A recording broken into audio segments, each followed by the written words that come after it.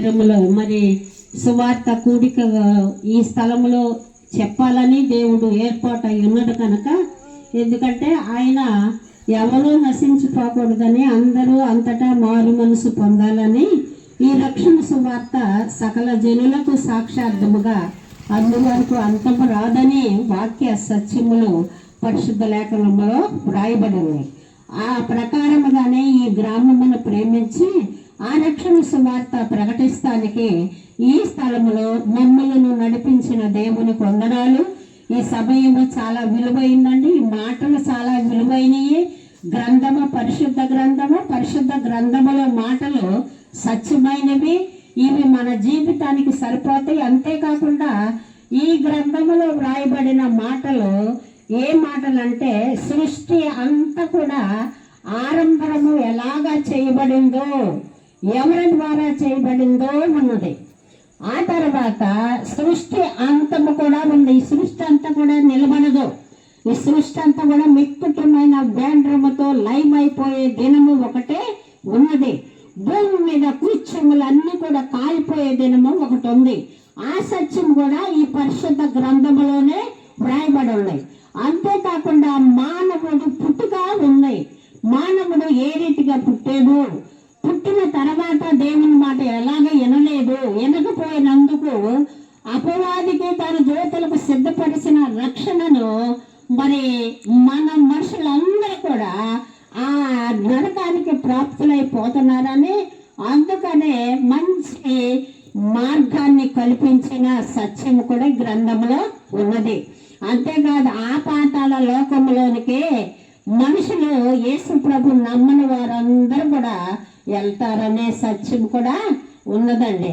అందుకనే పరిశుద్ధ గ్రంథంలో సత్యమైన మాటలు వినాలా, తెలుసుకోవాలా. తెలుసుకుంటాయి మన ఆత్మీయ జీవితానికి చాలా మేలుకరమండి. అందుకనే ఈ పరిశుద్ధ గ్రంథంలో వ్రాయబడిన మాటలను ఈ సమయంలో మనము ఇద్దరు వ్యక్తులను జ్ఞాపకం చేసుకుందాం. కీర్తన గ్రంథము 103వ అధ్యాయములో మరి దావీదు అనే రాజు ఉన్నాడండి. రాజుగారు ఆయన. అయితే ఆయన ఏమని చెప్పుకుంటున్నాడంటే, తన ప్రాణంతోనే చెప్పుకుంటున్నాడు, ఎవరితో కాదు. ఈనాడైతే నేను ఇక్కడ నిలబడి అందరికి వినపడాలని చెప్తున్నామండి. అయితే ఆనాడైతే దావీదు గారు ఒక్కడే తన ప్రాణముతోనే చెప్పుకుంటున్నాడు. ప్రాణం అంటే రక్తము మాంసము తను తానే బోధించుకుంటున్నాడు. రాజు అయిన దావీదు ఏమన్నాడంటే, నా ప్రాణమా యెహోవాను సన్నుతించుము, నా అంతరంగములో ఉన్న సమస్తమా ఆయన పరిశుద్ధ నామమును సన్నుతించుము. నా ప్రాణమా యెహోవాను సన్నుతించుము, ఆయన చేసిన ఉపకారములలో దేనిని మరవకుము. ఎందుకు మరవకుండా ఉండాలంటే, ఆయన నీ దోషములన్నిటినీ క్షమించువాడు, నీ సంకటములన్నిటినీ కుదుర్చువాడు. సంకటములంటే బలహీనతలు, వ్యాధులు, రోగాలండి. అందుకని సంకటములన్నిటినీ కుదుర్చువాడు, సమాధిలో నుండి నీ ప్రాణమును విమోచించుచున్నాడు, కరుణ కటాక్షము అనే కిరీటము నీకు ధరింపజేసి ఉన్నాడు. కనుక నా ప్రాణమా నువ్వు మౌనముగా ఉండొద్దు, యెహోవాను సన్నుతించమంటున్నాడు. యెహోవా అంటే ఎవరంటే, సృష్టికర్త. భూమి, ఆకాశము, సముద్రము, నక్షత్రములు, గోళములు, అగ్ని, ఆవిరి అన్ని పంచభూతాలన్నిటిని కూడా చేసిన యెహోవా కనుక, అందుకని నా ప్రాణమా యెహోవాను సన్నుతించు అని తనకు తానే బోధించుకుంటున్నాడండి. అంతేకాకుండా ఆయన మన దోషాలన్నిటినీ క్షమించేవాడు, మన రోగాలన్నిటినీ కుదుర్చేవాడు. సంకటములు కుదుర్చేవాడంటే సమాధిలో నుండి విమోచించేవాడు కూడా దేవుడే. ఈ పరిశుద్ధ లేఖనములో ఉన్న సత్యములండి. ఈ సత్యములు ఆ దావీదు రాజు అయి ఉండి ఆయన గుర్తెరుగున్నాడు కనుక తన ప్రాణముతో చెప్పుకుంటున్నాడు. దేవుని నామానికి స్తోత్రములు. ఎందుకంటే సమస్తం కూడా ఆయన మనకిస్తేనే మనం బ్రతుకుతున్నాము, చెల్లించుతున్నాము, తిరుగుతున్నాము, ఉనికి కలిగి ఉన్నాము. ఇదంతా ఎవరు చేసింది? దేవుడు మనకిచ్చిన ఊపిరి కదా. మనం బ్రతికి ఉన్నామంట. అందుకే దావీదు గారు ఇంకొకసారి అంటాడు, నీవు నన్ను కలుగు చేసిన 139లో అంటాడు, నీవు నన్ను కలుగు చేసిన విధము చూడగా భయమును ఆశ్చర్యమును నాకు పుట్టుచున్నది, అందును బట్టి నేను నీకు కృతజ్ఞతాస్తుతులు చెల్లించుతున్నాను అంటున్నాడు. దేవుని నామానికి స్తోత్రములు. దేవుడు మనలను పుట్టించి పోషిస్తూ అనుదినము సంరక్షిస్తూ మనం ఉదయం మొదలుకుని సాయంకాలం వరకు ఈ శ్వాస పీల్చుకోవటం వదలటము మరి ఇవన్నీ కూడా కలుగు చేసింది ఆయన. కాబట్టి ఆ సృష్టికర్త అయిన దేవునిని రాజైన దావీదు స్తుతిస్తున్నాడు. మరి ఈనాడు నీవు ఎవరిని స్తుతిస్తున్నావు? నిన్ను చేసిన దేవుణ్ణి స్తుతిస్తున్నావా, మనుషులు చేసిన దేవుణ్ణి స్తుతిస్తున్నామా? మనం ఆలోచించుకుందాం. ఎందుకంటే మనము అన్ని మంచి చెడ్ల విచక్షణ జ్ఞానము దేవుడు మనకి ఇచ్చాడు కాబట్టి మనం ఆలోచన చేద్దాం. ఎందుకంటే మనలను పుట్టించిన దేవునిని మనము స్తుతించాలా, ఆరాధించాలా, ఆయన నామాన్ని ఘనపరచాలని పరిశుద్ధ లేఖనము తెలియపరుస్తుంది. అయితే ఇంకొక ఆయన అంటున్నాడు, లోకాసు వార్త 12:16 ఒక ఆయన అంటున్నాడు, అంటే యేసు ప్రభు ఉపమానరీతిగా చెప్పాడు అన్నమాట ఈ మాట. ఏమని అంటున్నాడంటే, నా ప్రాణమా అంటే ఆయనకి ధనవంతుడు, చాలా పొలం ఉంది, పొలం సమృద్ధిగా పండింది, కొట్టులు విప్పించి పెద్ద కొట్లు కట్టుకున్నాడు. అది వరకు చిన్న చిన్న కొట్లేమో, కొంచెం ధాన్యం ఉందేమో, తర్వాత ఇప్పుడు కొట్టులు ఇప్పించి పెద్ద కొట్టులు కట్టించుకున్నాడు. ఆ ధాన్యం అంతటిని సమకూర్చుకుని చక్కగా ప్రశాంతముగా బెడ్డ మీద పడుకుని అడ్డంగా ఏమంటున్నాడు, నా ప్రాణమా అనేక సంవత్సరములకు విస్తారమైన ఆస్తిని నీకు సమకూర్చి ఉంచాను, సుఖించుము, తినుము, త్రాగుము, సంతోషించుమని తన ప్రాణముతో చెప్పుకుంటున్నాడండి. దేవుని నామానికి స్తోత్రములు. దావీదు గారు కూడా ధనవంతుడే, రాజే. ఈయన ధనవంతుడే, భూమి ఉంది, సమృద్ధిగా పండింది. ఆ కొట్టుల్లో పోసుకుని ఇక పొనుకుని ప్రశాంతంగా ఏమంటున్నాడంటే ప్రాణముతో చెప్పుకుంటున్నాడు. ఆయన కూడా దావీదు గారు ప్రాణంతో చెప్పుకున్నాడు, ఈయన కూడా ప్రాణంతోనే చెప్పుకుంటున్నాడు. ఏమని, నా ప్రాణమా తినుము, త్రాగుము, సుఖించుము, అనేక సంవత్సరములకు నీకు సమస్తము సమకూర్చి పెట్టాను అని చెప్పుకుంటున్నాడు. అయితే ఈ మాటలన్నీ ఎవరంటున్నాడండి? భూమి మీద నరులు ఆలోచించే ప్రతి ఆలోచన సృష్టికర్త అయిన నిన్ను సృష్టించిన దేవునికి అన్నీ తేటగా కనబడతాయి. నువ్వు ఆలోచించిన ప్రతి ఆలోచన, మనము ఆలోచన పుట్టకమును ఆయనకి తెలుసు కనుక అప్పుడు దేవుడు ఏమంటాడంటే, ఎర్రివాడా ఈ రాత్రే నీ ప్రాణము అడుగుచున్నాను, సంపాదించినవి ఎవరి వశమగును అని మాట్లాడుతున్నాడండి. దేవుని నామానికి స్తోత్రం. ఆలోచించుదాం. ఈ దినమున మనము ఇద్దరు ధనవంతులు అవ్వద్దని యేసయ్య ఏమీ చెప్పలా. యేసయ్య నిన్ను సృష్టించిన సృష్టికర్తను కలిగి ఆయనను స్తుతించటమే జ్ఞానానికి మూలము కూడా. అందుకనే దావీదు గారైతే రాజు అయినప్పటికైనా మరి రాజ్య పరిపాలన విషయాలు అనేకమైనవి ఉంటాయి, తొందరలు ఉంటాయి కదా, న్యాయం తీర్చే ఉంటాయి, ఎవరికి ఏం కావాలో చెప్పేయి, సమకూర్చేయి చాలా ఉంటాయి. అయినా కూడా వాటన్నిటినీ అధిగమించి తన ప్రాణముతో తాను సృష్టించిన దేవునిని స్తుతించుతున్నాడండి. ఆలోచించుదాం. ఆయన మరి జ్ఞానవంతుడా, సరే భూమి సంపాదించుకుని పంట పండించుకుని కూర్చుకుని ప్రాణమా తిను, తాగు, సుఖించు, సంతోషించు అని చెప్పుకుంటాము. ఇది మంచిదా? ఏది మంచిదా మనం ఆలోచించుదాం. అయితే దేవుడు ఆయనని చూశాడు, ఈయనని చూశాడు. ఈనాడు నిన్ను చూస్తున్నాడు, నన్ను చూస్తున్నాడు. మనం చేసే పనులన్నీ ఆయన ఎరుగున్నాడు. మనలను ఆయన తన రాజ్యములో చేర్చుకోవాలని ఆయన ఎంతో ప్రేమించాడు. ఎందుకంటే భూమి మీద జంతువులు అనేకమై ఉన్నాయి కదా, అనేకమైన జంతువులు ఉన్నాయి. కానీ వాటికి ఏమన్నా ఇల్లు ఉందా? ఎక్కడ చనిపోతే అక్కడే పడేస్తాం. వాటికి ఏమీ లేదు, ఆత్మ లేదు. ప్రాణం ఉంది, శరీరం ఉంది, తింటున్నాయి, ఉంటున్నాయి. కానీ మనిషిలో ఏముంది? ఆత్మ ఉందండి. నీలో నాలో ఆత్మ ఉంది. ఆ ఆత్మ ఎవరిదంటే దేవుడైన యెహోవా నరుని ఆత్మ ఊదాడు కనుక అందరూ బ్రతుకుతున్నాము, చెల్లించుచున్నాము. ఈ ఆత్మ కలిగిన ఈ నరుడు సృష్టించిన ఆ సృష్టికర్తన దేవునిని స్తుతిస్తాడని ఆయన ఇష్టపడుతున్నాడు.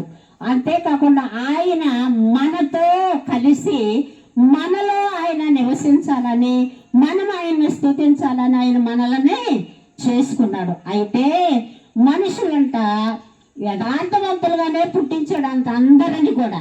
వాక్యమే చెబుతుంది, యథార్థవంతులుగానే పుట్టించాడు. కానీ వివిధ తంత్రములు కల్పించుకుని దేవునికి దూరం అయిపోతున్నామండి.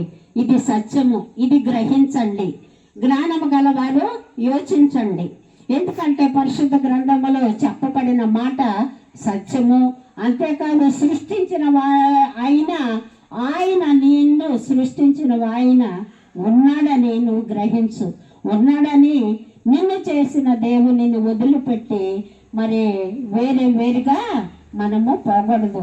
వేరే తంత్రములు కల్పించుకుని దేవునికి దూరం అయిపోయే మనుషులని సమకూర్చాలని దేవుడు ఆశిస్తున్నాడు. అందుకే మనిషి చాలా విలువైనది. మనిషిలో ఉన్న ఆత్మ విలువైనది. అయినా మనిషి జీవితము భూమి మీద ఇక్కడ బతికినంత కాలమే కాదు, ఆ తర్వాత ఉంది. అసలు క్రైస్తత్వం అంటేనే మరణము తర్వాత జరగబోయేది తెలిపేదే క్రైస్తత్వం అండి. మరణం అయిన తర్వాత నీ ఆత్మ ఎక్కడికి పోతుంది అన్న సత్యాన్ని తెలిపేదే క్రైస్తత్వం. తెలుసుకున్న వాళ్ళే క్రైస్తవులుగా ఉంటారు. దేవుని నామానికి స్తోత్రం. అది తెలుసుకోవాలి, అదే చాలా విలువైనది. ఈ ధనవంతుడైతే అదేమీ తెలుసుకోలేదు. ఆయన సృష్టించిన దేవుని మర్చిపోయాడు. ఆయనకు ధాన్యం పండించిన దేవుణ్ణి మర్చిపోయాడు. ప్రాణమా తిను, తాగొద్దని తినొద్దని ఆయన ఏం చెబుతలా యేసయ్య. దేవుడు లేకుండా తిను, త్రాగు, సుఖించు అని తన ప్రాణముతో చెప్పుకుంటా తనకున్న దానితో అతిశయిస్తున్నాడు.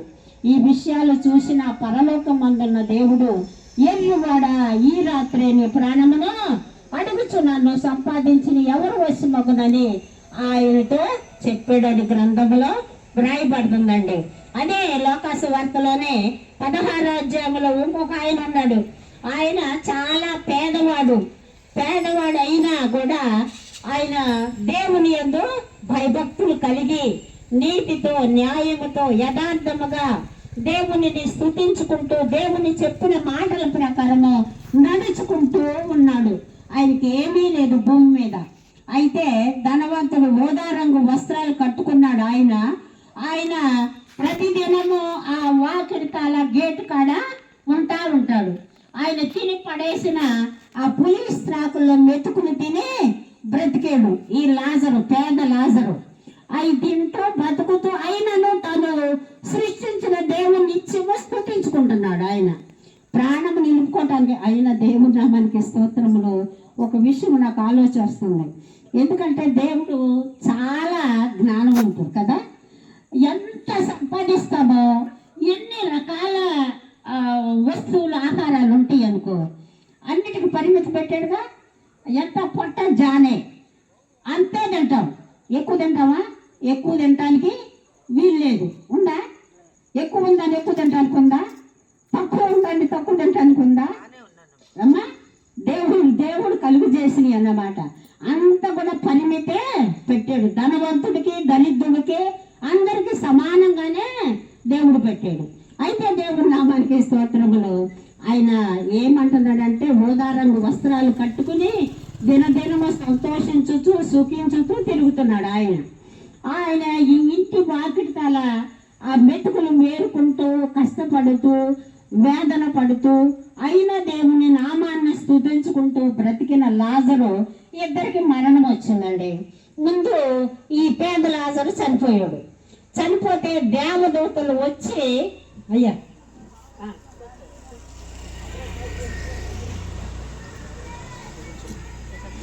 దేవదూతలు వచ్చి ఆయనను కొనిపోయింది. ఎవరిని? పేద లాజరుని. లోకంలో ధనము కావాలని ఆశించలేదు ఆయన, లేకపోతే మంచి మంచి కావాలని ఆశించాల.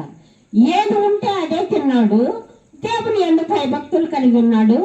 ఆయనను సృష్టించిన దేవునిని స్తుతిస్తూ ఉన్నాడు. ఆ విషయము ఆయనకి సమృద్ధిగా వచ్చింది. దేవుడు పిలిచాడు, దేవదూతలు వచ్చి ఆయన ఆత్మను ఎత్తుకెళ్ళాడు. ఆత్మని ఎవరైనా శరీరం మీద పడిపోవాల్సిందేనండి. ధనికుడైనా, దరిద్రుడైనా, పేదోడైనా, పట్టు వస్త్రాలు కట్టుకున్నా, చినిగిపోయిన వస్త్రాలు కట్టుకున్నా, దేహము భూమికి చేరాల్సిందే, మట్టికి మంటి చేరాల్సిందే. ఆత్మ తాను దయచేసిన దేవుని దగ్గరికి వెళ్ళాలంటే ఆ దేవునిని మనము గుర్తించాలా, ఆ దేవునిని మనము స్తుతించాలా, ఆ దేవునిని మనము ఆరాధిస్తాలా. అప్పుడు మన ఆవిష్కాలం పూర్తయిపోయినాక మన ఆత్మను దేవుని దూతలు తీసుకుని వెళ్ళిపోయారు ఈ లాజరుని. అయితే తర్వాత కొన్ని దినాలు ఉన్నాక ధనవంతుడు కూడా చనిపోయాడు. ఎందుకంటే భూమి మీద స్థిరముగా బతికిన వారు ఎవ్వరు కూడా లేరు. ఎందుకంటే పాత నిబంధన గ్రంథంలో కూడా మరి 100 సంవత్సరాలు బ్రతికిన వారు ఉన్నారు. అయినా వారు కూడా మరణించారు. పుట్టిన ప్రతి ఒక్కరూ గిట్టుట ఖాయము, చనిపోవాల్సిందే. కనుక దేవుని నామానికి స్తోత్రములు. ఈ ధనవంతుడు కూడా చనిపోయాడు. చనిపోయినప్పుడు ఎక్కడికి పోయాడు? పాతాళలోకానికి పోయాడు. నేను చెప్పాను కదా మొదటే, పాతాళలోకం ఎవరి కోసం చేసింది అన్నాను? అపవాదికి దాని దూతల కోసం చేశాడు దేవుడు. దేవుడి నామానికి స్తోత్రం. అపవాది కూడా ఎవరో కాదండి, దేవుని సముఖములో దేవదూతల లోకములో అది కూడా దూతే దేవుని సముఖములో. అయితే ఏం చేసింది? గర్వించింది. గర్వించినందున దేవుడు పడద్రోసాడు. పడద్రోసినప్పుడు, ఎందుకంటే సాతానుకు అన్నీ తెలుసు, నువ్వు భూమిని చేయబోతున్నావు, ఒక సృష్టిని, దాన్ని నేను చెడగొట్టకపోతే చూడాలి, అది పన్నంగం పన్నుంది. కనుక దేవుడు సృష్టించిన మనుషులతో ఆ సాతాను కోసం చేసాడు అగ్నిగుండం, దాని దూతలకి, దాని అనుసరులకి చేసాడు. దాని మాట విన్నాడు మన ఫస్ట్ మనుషుడు ఆదాము, మన తాత తరతరములకు మనకి ఆ మాట ప్రకారంగానే మనం నడుస్తున్నాం. అప్పుడే మొదటి మనిషితో ఈ పండు కోసుకు తిను అంటే దేవుడు తినొద్దు అన్నాడమ్మా, అన్నీ తినమన్నాడు. ఇది నిజమా? మీరు దేవతలు అయిపోతారన్నాడు. ఆ దేవతలు ఆనాడే సాతాను బోధించింది. ఈనాడు కూడా మనుషులందరినీ ఆ బాధలోనే మట్టి పెట్టి తన దారిలో నరకానికి తీసుకెళ్లాలని అది ఆశిస్తుంది. అయితే దేవుడు అంటే తన స్వరూపంలో చేసుకునే తన ఆత్మదేవుడు కనుక ఈ ఆత్మలన్నిటినీ నిత్య జీవములో నాతో కూడా ఉండాలని దేవుని ఆశ. అయితే దేవుని నామానికి స్తోత్రం. ఈ ధనవంతుడు కూడా చనిపోయాడు. చనిపోయి ఎక్కడికి వెళ్ళాడు? ఆ దూతలకి అపవాదికి సిద్ధపరిచిన ఆ నరకగ్నిలోకి వెళ్ళి వేదన పడుతున్నాడు. వేదన పడతా, బాధపడతా అప్పుడు పయాంక చూశాడు. ఇక్కడ ఉన్నప్పుడేం చూడలా, భూమి మీద అన్ని సమృద్ధిగా ఉన్నప్పుడు ఆలోచించాల. అక్కడికి వెళ్ళాక పాతాళలోకంలో వేదన పడలేక అప్పుడు పయాంక చూసి అంటున్నాడు, అప్పుడు కల్పించుకుంటున్నాడు ఏమని? తండ్రి అయిన అబ్రహామా, నీ రొమ్మునున్న లాజరును పంపియ్యా, ఆయన చెట్టుకు నేను నీళ్ళల్లో ముంచి నా దేహం నాలుక మీద ఒక్క సొక్కెత్తే నా దేహం అంతా చల్లారిద్దయ్యా అని నరకంలో ఉండి అప్పుడు మొరపెడుతున్నాడు. అంటే అక్కడ అబ్రహాము, దేవుడు, దేవదూతలు ఏమంటున్నారంటే, అక్కడ వారు ఎక్కడ వారు అక్కడికి రాజాలకుండా పోజాలకుండా మధ్యన అగాధం ఉందంటున్నాడు. దేవుని నామానికి స్తోత్రం. ఆ అగాధానికే, ఆ దాటటానికే యేసు క్రీస్తు తన శరీరధారిగా వచ్చి శరీరం అంతటిని దారిగా చేసాడు దాటిపోవటానికి. అందుకని ఇక్కడ ఏమంటున్నాడంటే, యేసు ప్రభు నందు విశ్వాసం ఉంచిన వాడు నశింపక నిత్య జీవములోనికి దాటాడు. నిత్య జీవంలో నశించి నరకానికి పోకుండా నిత్య జీవములోనికి దాటడానికి మధ్యలో యేసుక్రీస్తునే వంతెనగా ఏర్పాటు చేశాడు. మనము నిత్య జీవములో ఉండాలంటే యేసుక్రీస్తు నందు విశ్వాసం ఉంచాలండి. ఆయన దేవుని నామానికి స్తోత్రము. మనం పరలోకం వెళ్ళాలంటే ప్రభువైన యేసుక్రీస్తునందు విశ్వాసం ఉంచితే మనము నిత్య జీవములో ఉంటాం. అక్కడ సంతోషము, ఆకలి దప్పులు లేదు. మరి కట్టుకోవటం, కుట్టుకోవటం, తెచ్చుకోవటం, అది ఇది అబ్బో ఇక్కడ ఉండగా ఎన్ని బాధలు. ఈ బాధలన్నీ ఉండవండి. అక్కడ ఎల్లప్పుడూ సంతోషము, ఆనందము, నిత్యము దేవునితో స్తుతించటమే ఉంటది. ఆ స్థలములోకి వెళ్ళాలంటే ఇప్పుడు యేసుక్రీస్తుని సొంత రక్షకుడుగా అంగీకరించండి. ఏ భేదము లేదండి. అందరూ పాపము చేసి దేవుడు అనుగ్రహించు మహిమను పొందలేకపోతున్నాడు. కనుక మీరు ఎవరైనా సరే వచ్చి యేసు ప్రభువా నా కోసము నీవు పరలోకము నుండి దిగి వచ్చి నా మీద రుణముగాను విరోధముగాను పాపముగా చేసిన ఆ పత్రాలన్నిటినీ నీ రక్తముతో తుడిచివేసవయ్యా, నువ్వు మృతులలో నుండి సజీవులుగా లేచవయ్యా, నన్ను క్షమించయ్యా అని నోటితో ఒప్పుకుంటే యేసు ప్రభువు మన పాపములన్నిటినీ తుడిచివేస్తాడు. వాక్యం ఏం చెబుతుందంటే యేసు ప్రభువు నామమున మనం ఒప్పుకుంటే మన పాపములు మనము ఒప్పుకొని ఎడల ఆయన నమ్మదగిన వాడును నీతిమంతుడు కనుక సమస్త దుర్నీతి నుండి మనలను పవిత్రులుగా చేసి పరలోకంలోనికి తీసుకెళ్ళడానికి మనకు అధికారము యేసుక్రీస్తు ఇచ్చాడండి.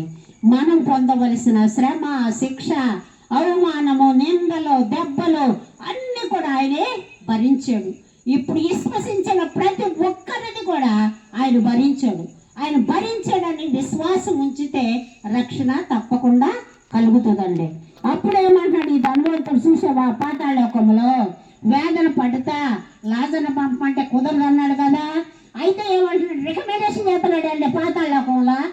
ఏమని, అయ్యా నాకు ఇంకా 5 సహోదరులు ఉన్నారు, నాకు లేక వినకుండా వాళ్ళందరూ కూడా ఇక్కడికి వస్తారు, ఇక్కడికి రాకుండా ఉండాలంటే ఆ లాజర్ను పంపి అయ్యా అంటున్నాడు.